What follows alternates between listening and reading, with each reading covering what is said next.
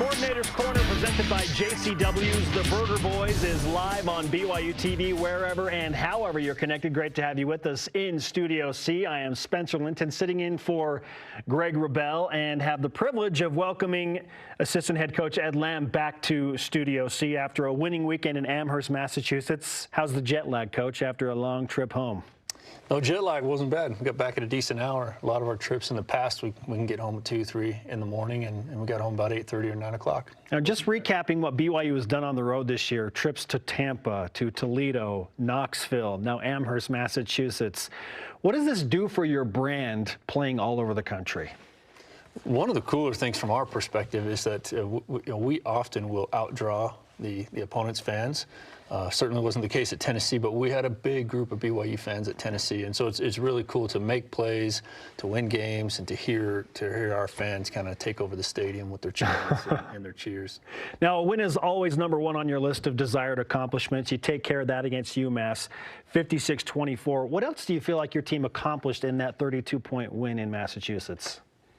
Well, right now, Coach Shiitake said during the week, basically challenged the guys. We've been East before, failed. We felt like we were favored, felt like we had a chance to win, failed, and did that 2 weeks in a row.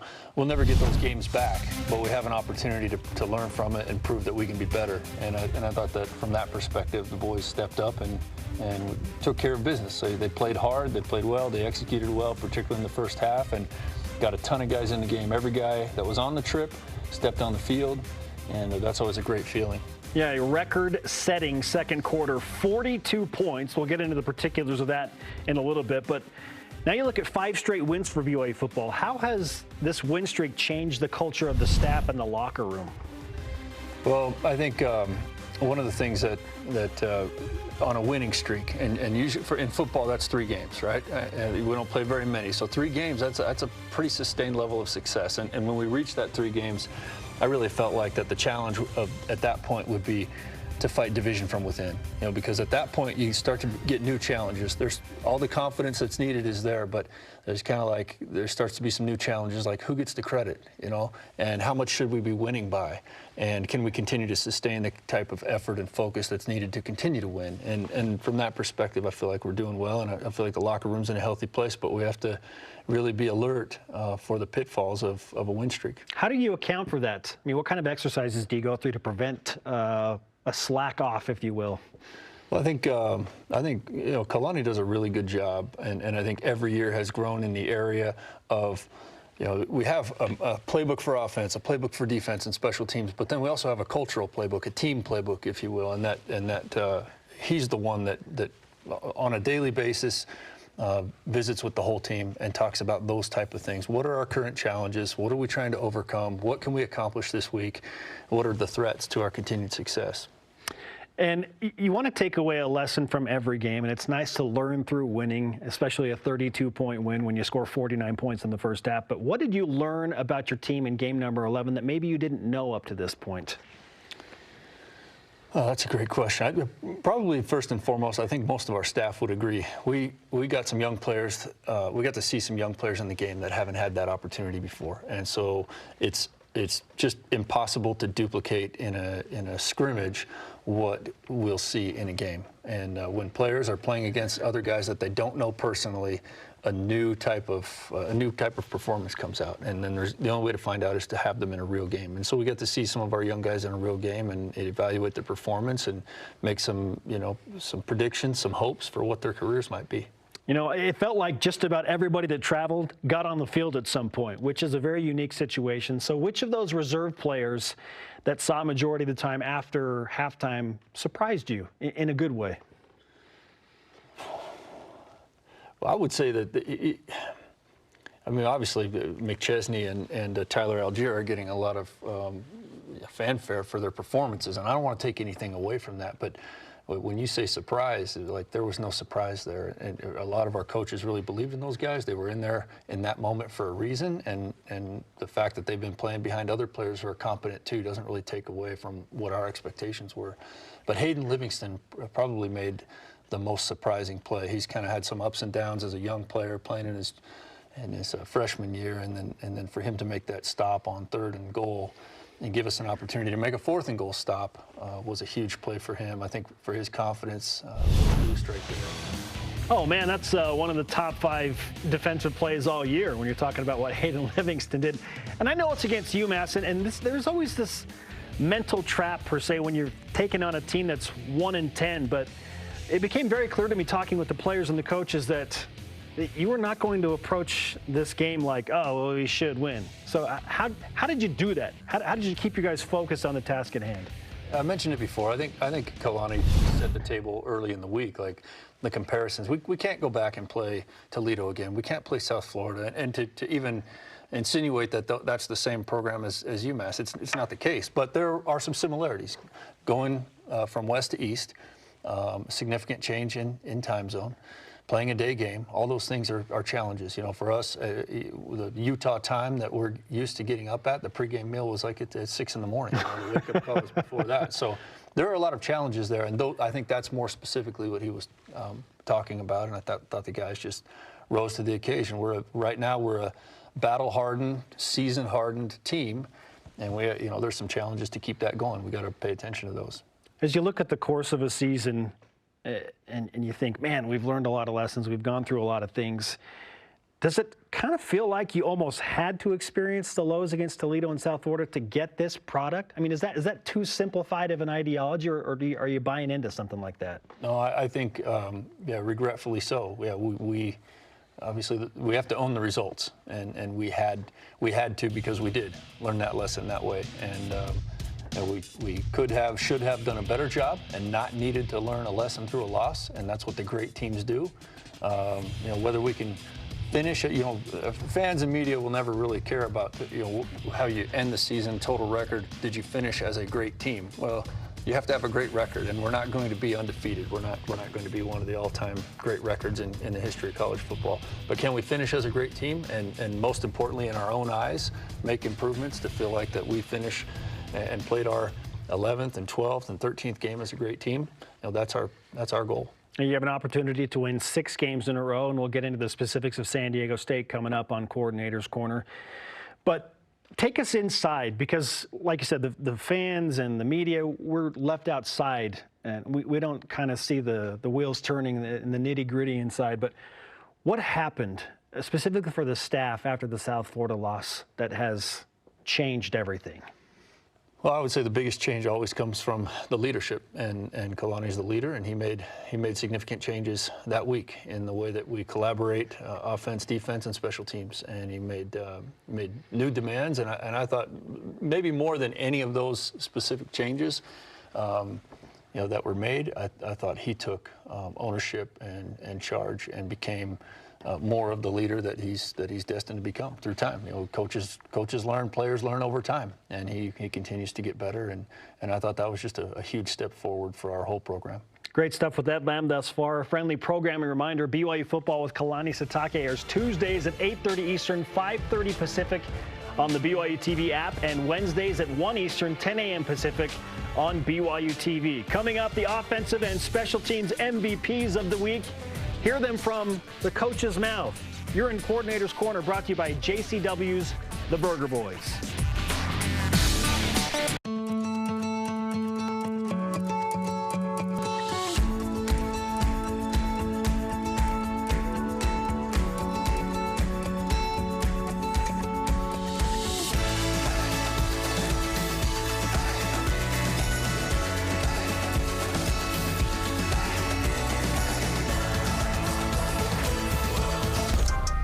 BYU TV Sports Countdown to Kickoff. BYU at San Diego State. Saturday, November 30th, 8 p.m. Eastern, 5 p.m. Pacific. We're all in on BYU TV.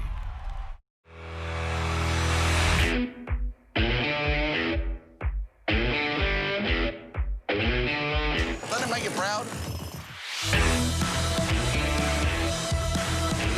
See, it's a little bit busy in here at the moment.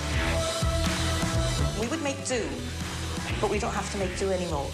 We can't help everyone, but everyone really can help someone.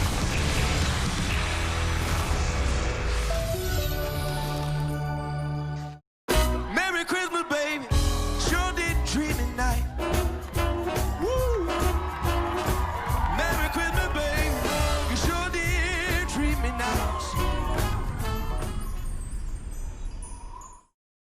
Algier vacates. The throw goes to Algier in the left flat. Makes the catch at the 40, 45, and 50. 45 at UMass 40. 35, 30. Down the boundary he goes. Stays in bounds. 20, 15, 10, 5, and touchdown!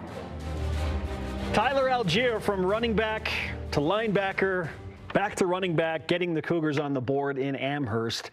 7-0 at that point. Welcome back to Coordinator's Corner live on BYU TV from Studio C. Spencer Linton here with BYU football assistant coach Ed Lamb. Defensive coordinator Elisa Tuiaki will join us in about 20 minutes. Now, right now, we'll continue our recap of BYU football's 56-24 win at UMass as the Cougars move to 7-4 and win a 5th straight game. Now, Coach Lamb, due to numerous injuries in the running backs group, Tyson Williams, Sione Finau, the latest with that unfortunate season-ending ACL tear, the staff called upon Tyler Algier, guy that you work with in the linebacker group. What'd you think of his performance as a running back on Saturday? I'm so proud of him. I mentioned before, I don't think any of our coaches were surprised. I mean, he was in there for a reason, and the offense moved him back to running back for a reason. They needed him, and they know that he has ability and talent. I think playing some defense was a good way for him to learn a little bit more about offense and a little bit more about himself, grow some confidence. But I speak to the team once a week, just from an overall kind of team standpoint. And one of the things I was telling our players is that all of you guys have abilities and potential that we as coaches don't know yet. It takes time for coaches to learn what their players can do. And Tyler's a great example of a guy that during that time where we were still trying to figure out an increased role for him, he found a way to contribute on the field. 6 carries, 38 yards, the 1 catch, and it was a dynamic one, 57 yards and a touchdown later in front of those hardy BYU fans who were there to watch in Massachusetts. Is this a temporary move for Algier the remainder of the season, or is this additional position switch to running back something that will continue, you think, into 2020? He's a running back linebacker for us right now and for the foreseeable future, and that will never change. If we need him more on one side of the ball or the other, then he goes to that side. And I think, at some point we're going to have the depth probably, or we hope to have the depth where he can move into staying on one side of the ball. There are some advantages to that right now, but right now the best advantage for our team is to have him available at both spots. Now, he plays with a physicality, and I can't help but think about a guy like Diane Gawoloku. And there's this mentality that those guys have. What is it? What's the special sauce that makes them enjoy the contact? Yeah, I don't know. I mean, it's certainly not something you can take in pill form, or and I think it's probably a combination of so many factors, right? The way a guy grows up, his successes and failures and setbacks and hardships and then coaches too. I think we can inspire players to play more physical, to like contact, to be more confident in their ability to be contact players. But he is one of our best contact players. A few more burgers can't help the contact, right? And that's a perfect time to remind the dinner after the game at JCW's includes something for everybody. From burgers to wings, shakes to salads, JCW's quality and a lot of it in Lehigh, American Fork, Provo, South Jordan, and now open in Harriman. Coach, BYU's offense scores 42 points in the second quarter on 6 touchdowns. What happened to produce that type of onslaught just before halftime? Offense, I think, found their rhythm. And I mentioned some challenges about playing that time of day, that many time zones away.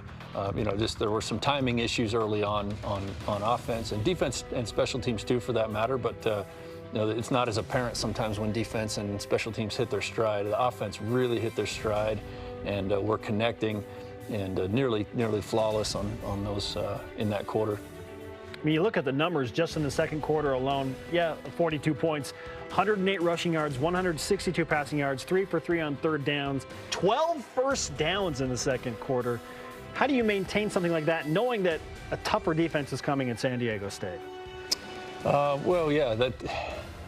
don't think the players really look at it that way. I don't think that they really look at any opponent and see who's better, who's worse, become more emboldened against teams that don't appear to be playing well. I think if anything, I think it's the opposite. I think players get excited to play who's playing well and test themselves against the very best. And San Diego State's certainly proven to be one of the very best defenses in the country this year.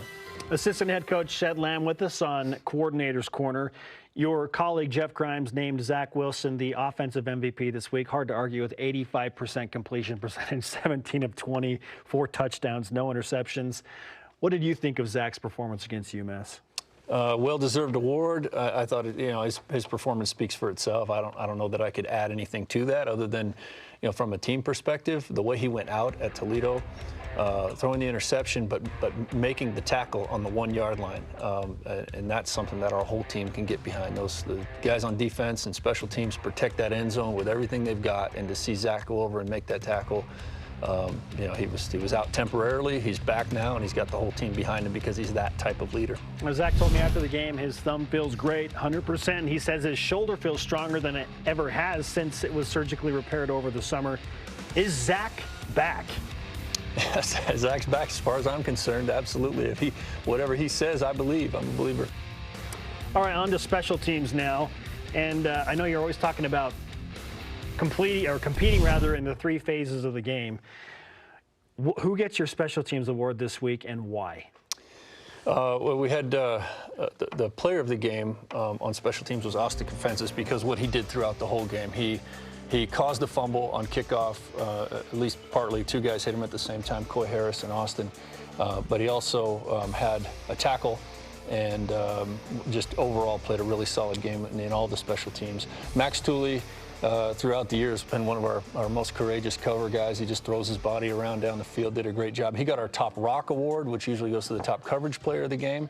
And then Isaiah Kafusi for his work on kickoff return, yet another starter who takes his role on special teams with all seriousness and does a great job being a leader for us out there. Now, we saw a video surface of Max Tooley last week of him posting his first tweet on the social media platform of doing a windmill dunk. I didn't know that he was that type of freakish athlete, but apparently he's a pretty good basketball player too. He is. Max is explosive. I only know of 2 linebackers that are also punt gunners. Your punt gunner is normally the fastest guy on the team, and both of them are here. Zane Anderson and Max Tooley is our starting punt gunner on the left side. So if he couldn't really run, he's all the boys will tell you he's one of the fastest guys on the team and very explosive, and obviously it shows up on his basketball, I guess. I haven't seen the tweet. Is that how you would say it? Oh yeah, you haven't seen the tweet. Okay, I will tweet the tweet at you in some fashion. I'll text it to you. How about okay, that? yeah, Is that cool? That'd be clutch. Old school, an old school text message. Yeah. All right, join us on BYU Radio for Cougar Pregame Live Saturday night, 7 Eastern, 4 Pacific, as we get you set for BYU's regular season finale at San Diego State. An old WAC Mountain West Conference rival is renewed. Up next, Coach Lamb gives us his thoughts on the 8-3 Aztecs and his roadmap to victory in San Diego. You're in the Coordinator's Corner, brought to you by JCW's The Burger Boys. Get outside with the ones you love and enjoy the open road. And the closed one. We believe in family, fun, and experiences that last. And we want to be there as you make new memories over and over again. That's why we're proud to carry the popular Nissan Rogue. Tim Daly Nissan Southtown. Family owned since 1968.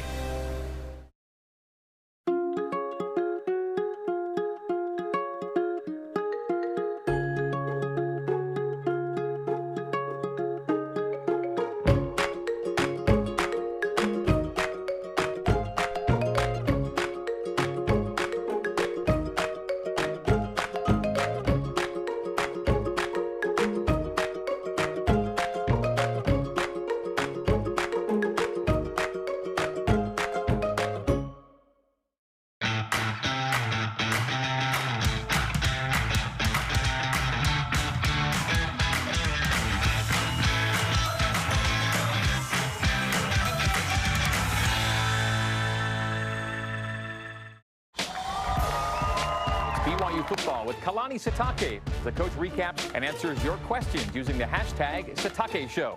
Watch BYU football with Kalani Sitake on BYU TV.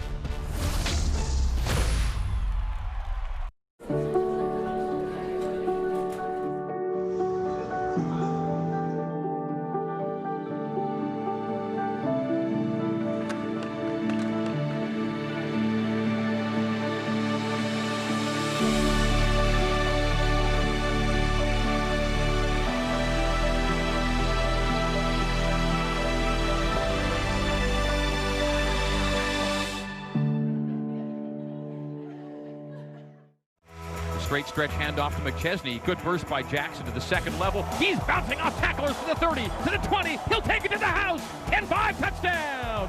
Jackson McChesney, 44-yard touchdown run. You're in the Coordinator's Corner, brought to you by JCW's The Burger Boys. Jackson McChesney's 228 yards, the 6th most of any running back in a single game at BYU. Assistant head football coach Ed Lamb with me in Studio C. Coach, you got to see a lot of Jackson McChesney on Saturday. What was the best part of his performance from your perspective? I think probably for all of us, the personal part of seeing a player come back off a mission, obviously part of his recruiting, see him come back off a mission, see him work through the minor injuries that always occur for a guy fresh off a mission, and then now to be full speed and contributing like this. He's gained a lot of muscle during the season, which is rare. He's built low to the ground. He has elite speed and really good balance, and so it was just a great moment for all of us to see anytime any player steps up and makes an increase in their contribution level, and really excited to see what Jackson did.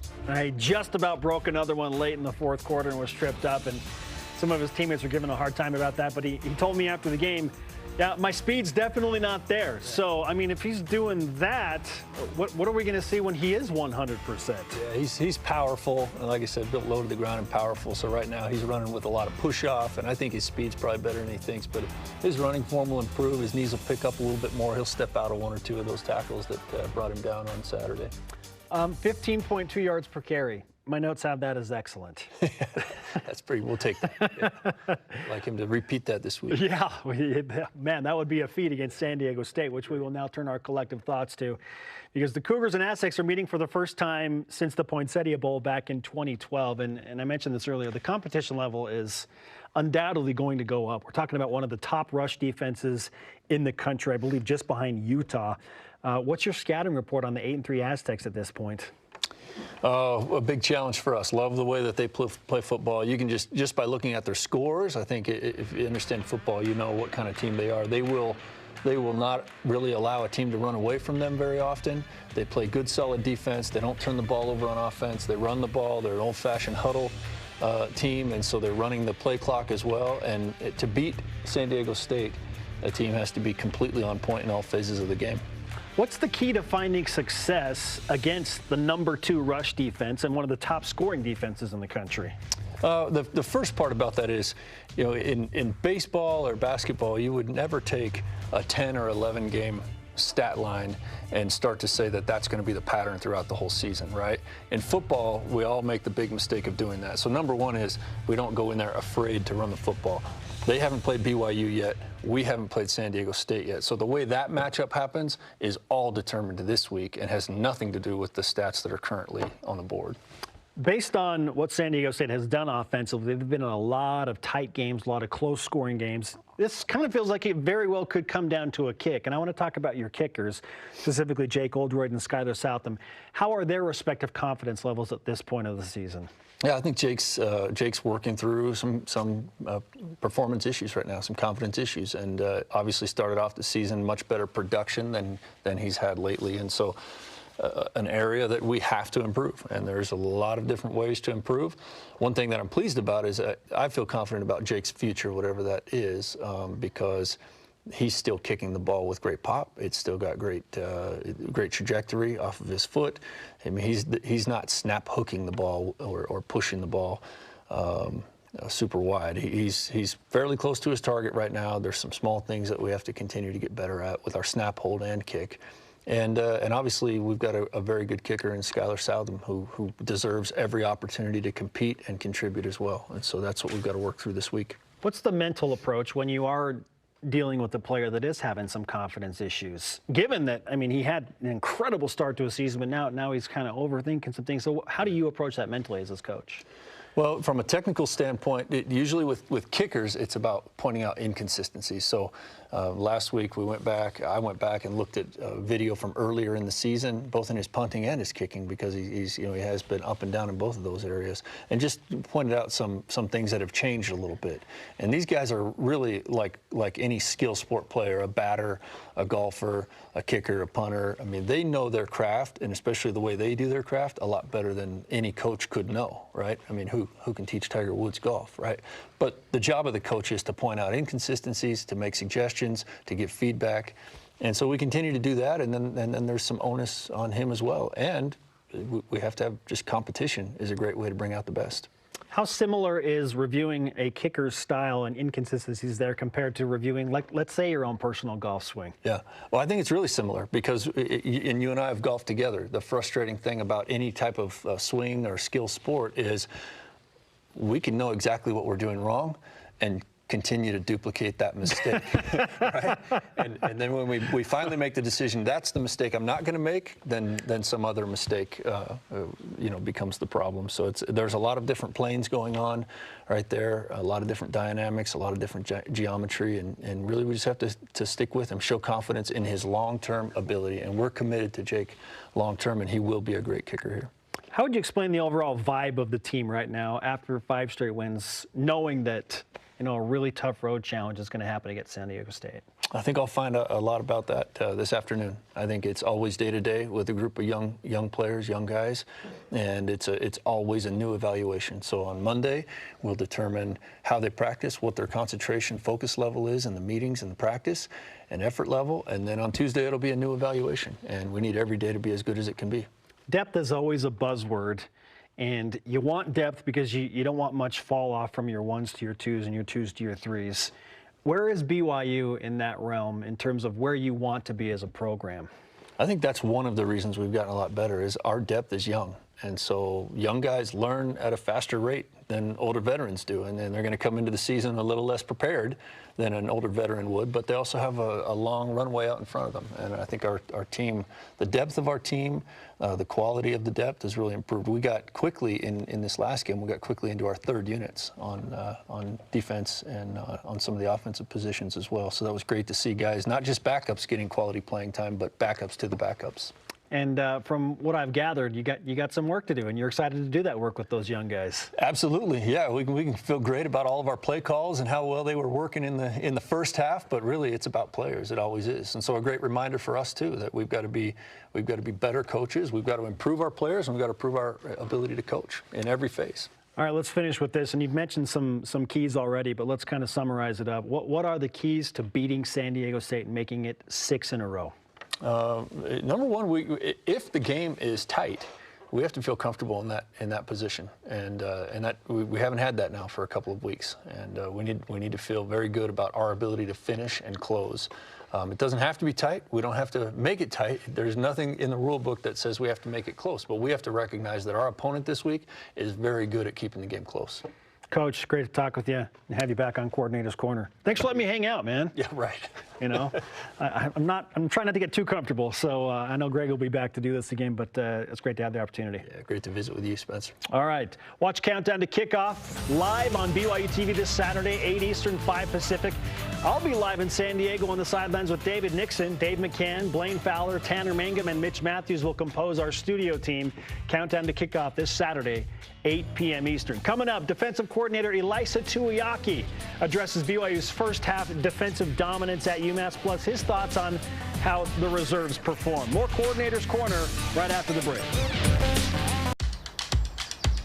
This is where we dominate. Our playground, place of business. This is our promised land, where we seek to find ourselves. And we're here to make sure the spaces our best prove themselves on appear how they should.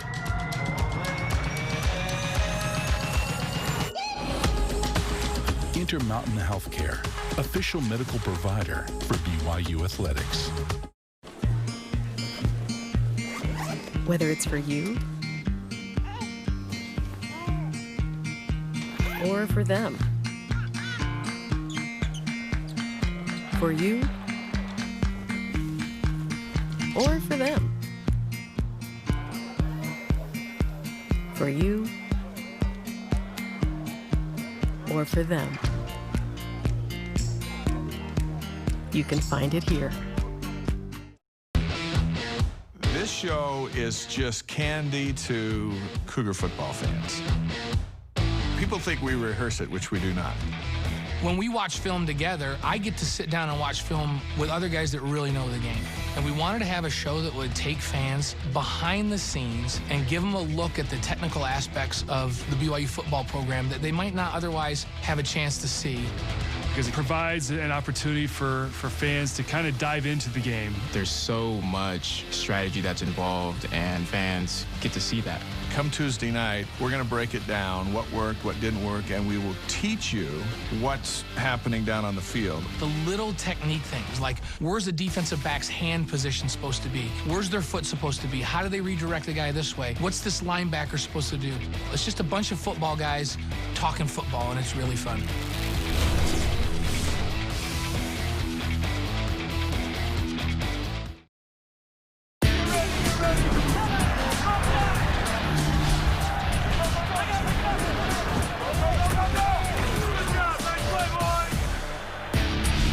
You're in the Coordinator's Corner, brought to you by JCW's The Burger Boys. It is my pleasure to now welcome in BYU Defensive Coordinator Ilaisa Tuiaki to Studio C.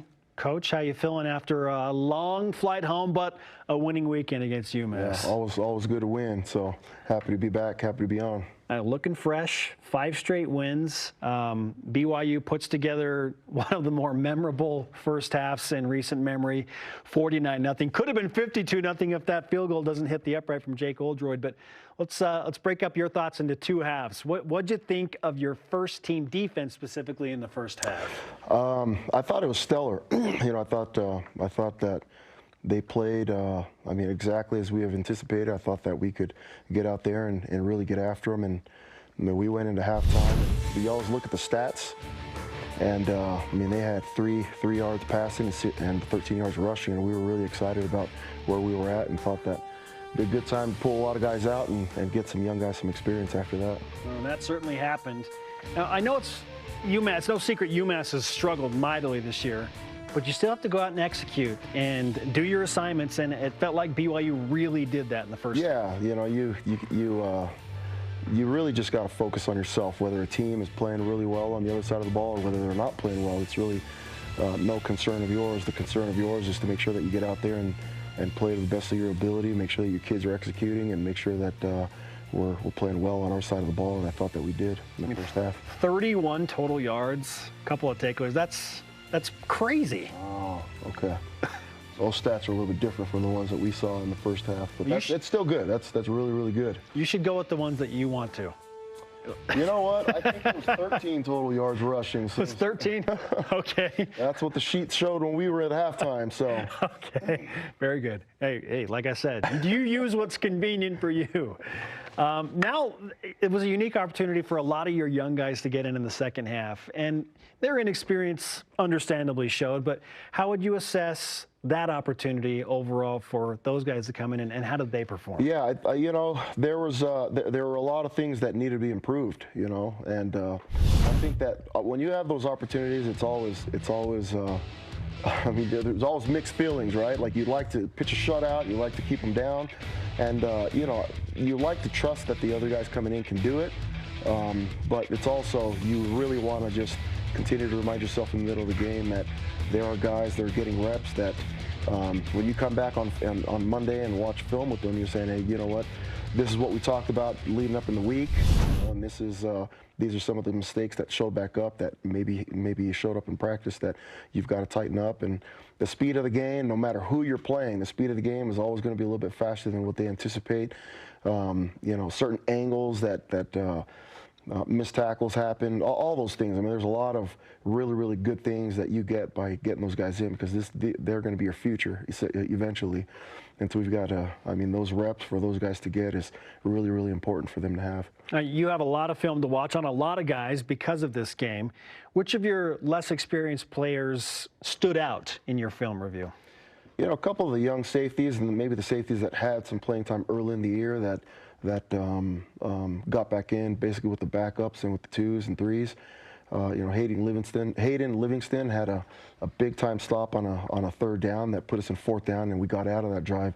JJ made a TFL on that one, which got us out. And so it was really, I think it was an important moment for him, an important moment for his development to come up and have a physical stop like the one that he had in that moment. And so Hayden's really sticks out to me, but I mean, there's certain guys in there. Ben Bywater had a ton of reps, a ton of mistakes, but those are all the ones that when he's a little bit more mature and he's seeing young kids making the same mistakes, that he can kind of poke fun at and say, rookies, yeah, I've been there before, getting yelled at, I'm about to, head coach about to bite my head off on some of the mistakes that are just, you think that they're simple, you think they're elementary, but when you're in the moment and bullets are flying all over the place, there's certain things that you forget, and I mean, all technique goes out the window. I remember the first fight that I had, you're kind of training, leading up to it, and then as soon as the ref turns to you and says, "Are you ready?"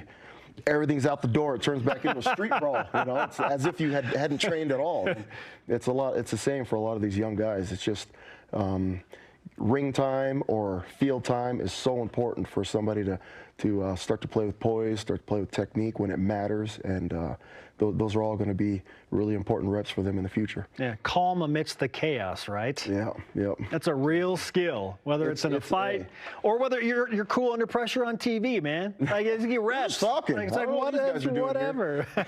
It is. I mean, you call it the fog of war, right? All of a sudden, bullets are flying, and what you trained and what you thought you'd end up doing and what you're supposed to be doing is all out the window, and you're just like, why is he doing that? I don't know. There's really no explanation, but just maybe inexperience. All right, I want to bring back the video of Hayden Livingston's stop, and I want you to break this down. What did you see on this play, and what did he do that maybe surprised you or you liked the best? Yeah, there was a breakdown in coverage. He was actually supposed to switch with the other safety, and he saw that the other safety didn't end up running with the other guy. And so he adjusted, basically fixed somebody else's mistake and went out to cover him, and he actually had a bad angle, and the kid should have scored. But the fact that he was committed to running and putting his body on the line and making a face-up tackle and trying to keep him out was huge. I mean, that's, Hayden this whole season kind of been struggling with just moving over to the defensive side of the ball, maybe missing some tackles earlier in the year that were, I know for him, embarrassing, like it wasn't him. But in that moment, for him to be able to do something like that shows us that he's headed in the right direction, that he has the ability, just needs a little bit more time and practice and some development. Well, the eye test is always interesting, and using the eye test, talking with the coaches, this defense, it just seems different. It has been different energy, especially over this 5-game win streak. Why is this defense so different now? Or maybe how is this defense so different now compared to coming off of the losses to Toledo and South Florida? Yeah, I think success as a team always, kind of breeds a little bit more confidence in the way that you play. But all of a sudden, you come out and you're up against Boise, which the whole year I don't think that we've really ever played from ahead. And so now, when you're used to other teams on the other side just getting into 4-minute drill and running the ball, they're actually having to throw the ball to try to move the ball down the field. I mean, it changes the way that you are, and most of the big plays that end up happening for you on defense are in pass situations. And so when we're able to pin our ears back, when we're playing with a little more confidence, where we know that we've got to keep the ball in front of us and we've got to make them earn it instead of feeling like we got to get the ball back to try to see if we can score again. I mean, just playing from ahead is different, and it's funner. I mean, the whole team, offensively and defensively, there's a different energy when that's happening. And I mean, really for us on defense, I would credit the way that we're playing on defense to a head coach that's committed to us playing better on defense, as well as giving a lot of the credit to the offense. We get a lot of our energy in the way that we're playing, just knowing that the offense is clicking, that they're doing their thing, that they're scoring, and that we're up. I mean, the offense deserves a lot of that credit, but also the head coach does as well. I mean, 42 points in the second quarter should help a defense out mentally, right? I'll take that every Saturday. That's big time. I know Kalani, too, is a really, really good person, and wants to pump the brakes and stuff. And even though, us on the other side of the on the headset, on the contrary, is like, no, let's keep playing, let's score as many as we can, and maybe come out and score half of the third. And but Kalani's a really classy guy and just wants to give guys opportunities that haven't had the opportunity. So we really started to pump the brakes pretty early. And that's credit to a head coach that's just a good person. Elisa Tuiaki, calming the chaos, this man right here. You want to hang out for like 20 more minutes? Sure. Okay, let's do it. Coach Tuiaki will roll out his defensive MVPs coming up, or his defensive MVP, rather. This is Coordinator's Corner on BYU TV. We all feel like after we retire that, boy, I should have spent more time with my family. We have an RV. We've got grandkids that live in about 5 different states. We're able to go and visit and spend some time with them. It's also a good way to get away from kids and grandkids and everything else. My name is Reed Pettengill, and my why is appreciation and gratitude. And my why is my grandchildren. Welcome to a partnership where customer experience comes first. It's our focus. It's your expectation. We provide support to those that go the extra mile for all of us. Supplying products, training, and service for generations. Learn more at bradyindustries.com.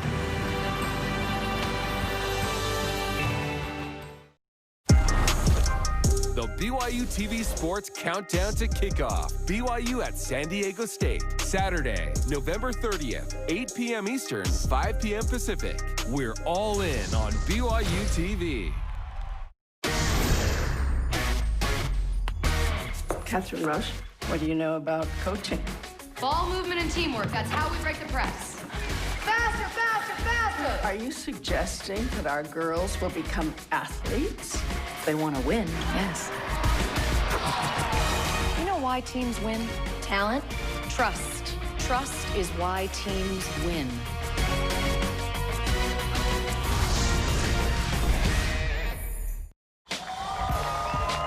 BYU football with Kalani Sitake. The coach recaps and answers your questions using the hashtag Sitake Show. Watch BYU football with Kalani Sitake on BYU TV.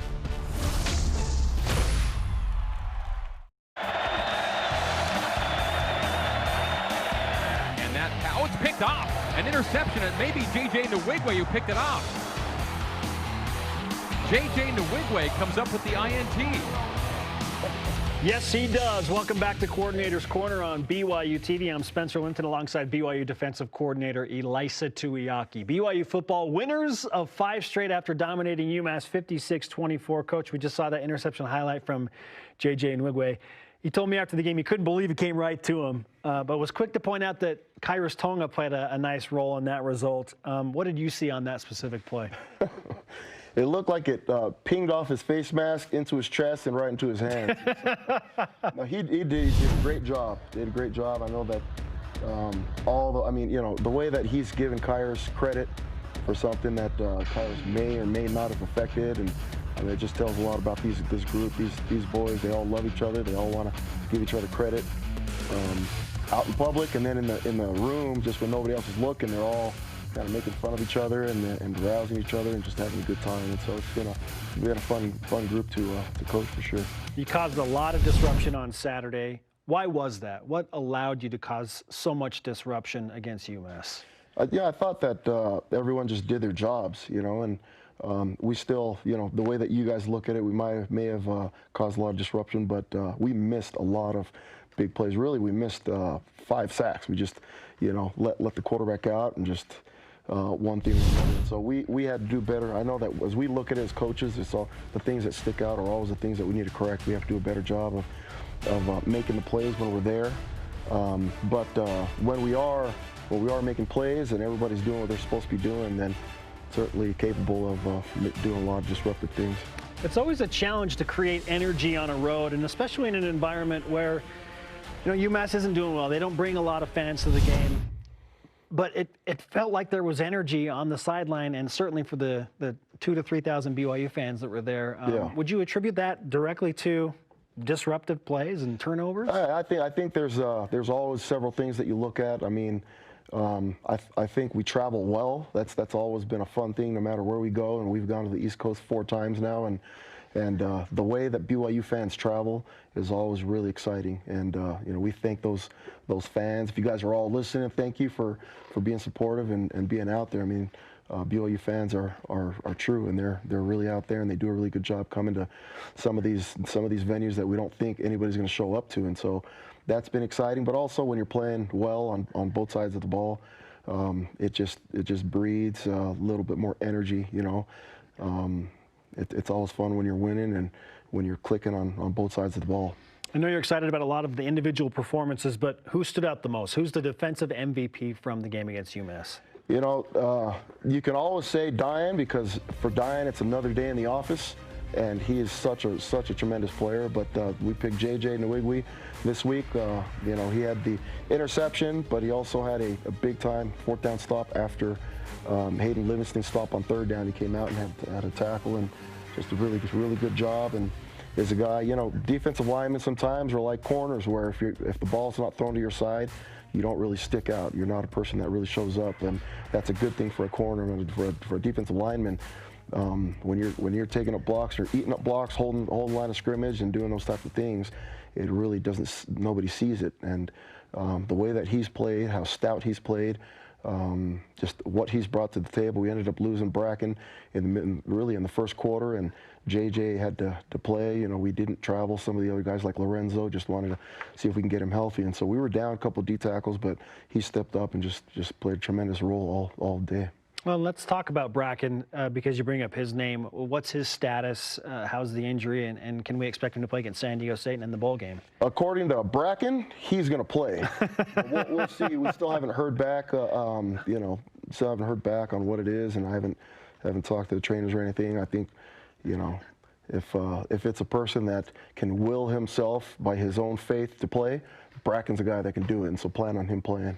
Yeah, color me shocked that Bracken held back. I mean, if that guy could crawl out on the field and compete somehow, he would do it. He can.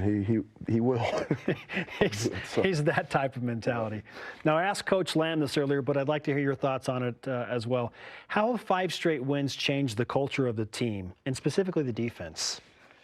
A lot of times when you're losing, I think it's from A to Z, you're questioning everything that you're doing, and it's not unless you have, deep convictions about, let's stay in the course or doing this or doing this.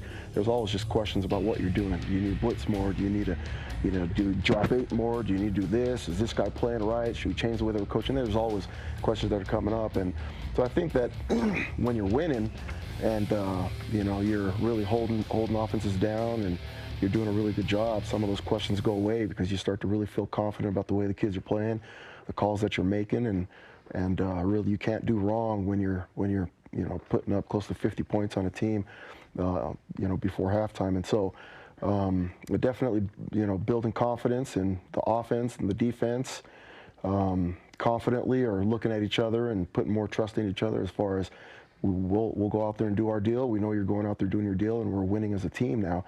I think a lot of times when you're not winning, there could be mumbling going on one side of the ball versus the other side, saying, we'd have a chance if this guy would do this or these guys would do that. But this certainly pulled us together. And not to say that it was happening when we were losing, but that's stuff that you're always kind of wary of as a coach, to make sure that you're staying together as a team, that you're playing together as a team, and winning's been good for us. Yeah, winning culture is definitely more fun, as you brought up. And the culture in Studio B for BYU Sports Nation isn't bad either. A national championship for men's cross country, national runner-up for women's cross country, BYU women's soccer into the Elite 8, men's soccer with another club national title. You can hear all about those teams and, of course, BYU football and BYU basketball now in Maui. Join us weekdays for your day-to-day BYU Sports play-by-play, BYU Sports Nation, noon Eastern, 9 a.m. Pacific. Up next, Coach Tuiaki explains what he expects to see from the San Diego State offense on Saturday, his initial scouting report on the Aztecs. You're in the Coordinator's Corner, brought to you by JCW's The Burger Boys. Dexter & Dexter is a full-service law firm offering a wide range of legal services. Since 1995, we have helped more than 20,000 Utahns both to navigate life's challenges and to make the most of life's opportunities. From auto accidents to criminal defense, and from bankruptcy to family law, we are passionate about shouldering your burdens. To learn more about scheduling a no-obligation consultation, visit dexterlaw.com. BYU Food to Go's convenient location at 2191 North Canyon Road in Provo makes bringing popular BYU foods to your next event easy. Everything's ready when you need it at the drive and load pickup. You drive in and they load no matter the weather. And stop in the on-site creamery for great BYU chocolate milk and ice cream. BYU Food to Go, bringing campus to your table. Call for details, 801-422-5001. I feel the love.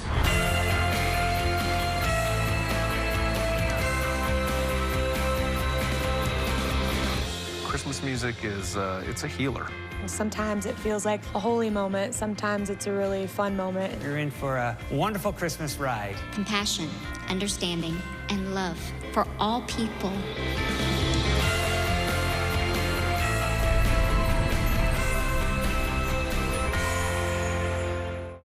Someone left this at my door.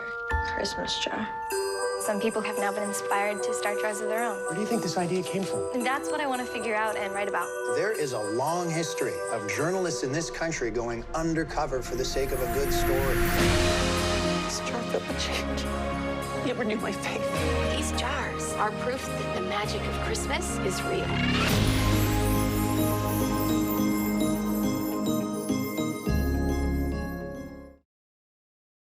Coordinator's Corner is brought to you in part by JCW's The Burger Boys, Bailey's Moving and Storage, more than just a move, Siegfried and Jensen, serving Utah families for over 25 years. Great to have you with us on Coordinator's Corner, live on BYU TV. Spencer Linton alongside BYU defensive coordinator Elisa Tuiaki. Coach, you get 8-3 San Diego State on Saturday. They lose to Hawaii 14-11, but you're playing at their place in Southern California. What's on top of mind when it comes to the Aztecs after watching some film on them? It's going to be a physical game. You know, we've got to bring our A game. We've got to tackle well. They do a really good job. I think they've got really good running backs. Do a good job just with their schemes. I mean, they present different problems to you, the way that they play together as a team. I mean, you see some of their scores. They don't really score much, but they play great defense. They control the clock. Really a lot like playing an NFL team, just as far as the type of game that you're going to see. And we've got to do a good job tackling and bringing their backs down and getting off blocks, and just all those fundamental things that you expect with playing a team that's physical like this. What kind of offense do they run, and how does your current scheme match up with it? You know, they're what we would call a pro style, which is they use different personnel groups. 2 tight ends, 3 tight ends, a fullback, which we haven't seen too many fullbacks this year. But they do a really good job with just different things that they do, and being committed to running the ball and basing all their offense off of what they do, which is basically running the ball. And so it's different from a lot of the. I mean, I can't really remember the last team that we played that was like this, but they definitely pose challenges for us. And teams that have been physical and ran the ball for us against us in the past, at least this year, we haven't had our best run stopping games. So it's got to be one of those for us that we've really got to do a good job stopping the run. Now, your senior safety Austin Lee and defensive back Chris Wilcox sat out last week against UMass. What's their status for this weekend against San Diego State? Yeah, Austin will be back. I think Austin for us was a lot like Lorenzo. We really wanted to protect those guys. Really needed them to be healthy this week and didn't want a chance hurting them against UMass. Because they weren't completely 100%. But I think those guys will definitely be ready to roll, and Chris is still up in the air whether or not he's going to go or not. But we'll definitely have Austin and Lorenzo back. Okay, good news for BYU.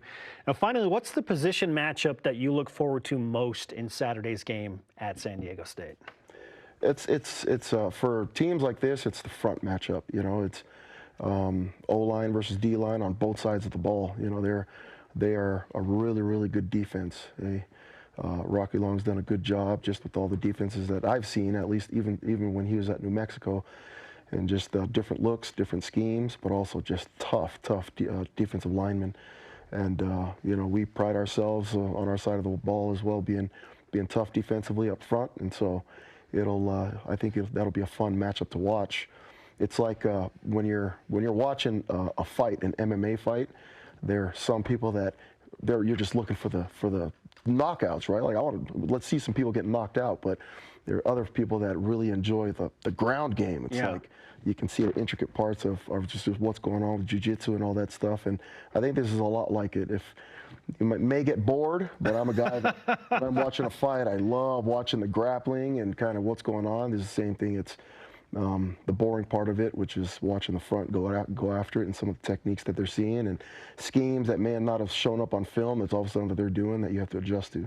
In the heat of the moment, while you're coaching, how much time do you actually spend on looking at the details? Because so many things are happening. It kind of feels like this is a film thing, but can you do this in the middle of a game that you're coaching? Not technically. The technical part of the game for us is really you can see what your guys are doing wrong, you know, whether you're playing with high pad level, your bad feet, no hands, eyes are wrong, all those types of things. You can see that on our side, but you can't really see what they're doing on their side until you watch film. And so that's what makes the game fun on game day. It's trying to get the adjustments from the box. It's like, hey, they're doing this scheme that we didn't see, and they're pulling on this guy, and they're trapping this guy, and in the box, it is so difficult to see.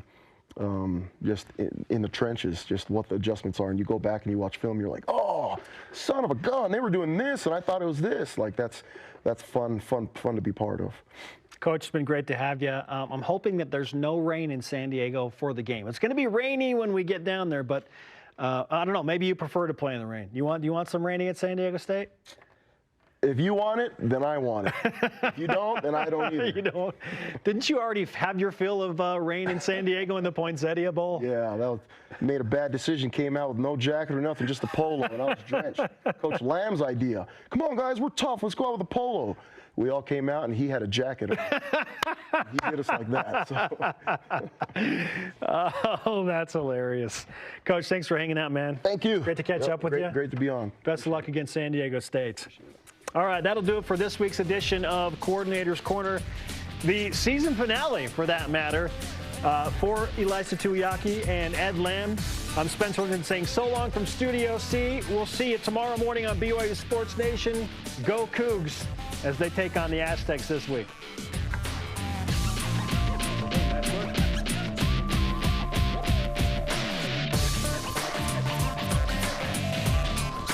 I feel the love.